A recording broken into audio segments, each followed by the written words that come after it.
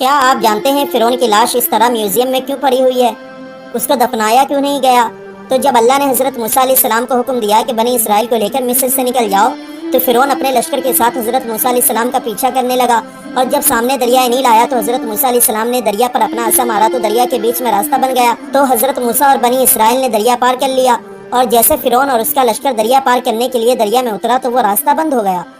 تو فرعون کا لشکر اور فرعون دریائے نیل میں ڈوب گیا۔ ایک دن تک فرعون دریا میں پڑا رہا، پھر دریا نے زمین پر پھینک دیا، پھر زمین نے اسے آسمان میں پھینک دیا۔ کئی دن تک فرعون کا جسم ہوا میں لٹکا رہا، پھر اللہ کے حکم سے شیشہ نے فرعون کے جسم کو قبول کر لیا۔ تو فرعون کی لاش کو اس لیے دفنایا نہیں گیا کیونکہ زمین اور دریا نے کسی نے بھی فرعون کے جسم کو قبول نہیں کیا، کیونکہ اللہ فرعون کی لاش کو لوگوں کے لیے عبرت بنانا چاہتا تھا کہ دیکھو خود کو خدا کہنے والے کا کیا حال ہے۔ اگر کوئی تمہارا رب ہے تو وہ اللہ ہے جس کی مرضی کے بغیر ایک پتا بھی نہیں ہل سکتا۔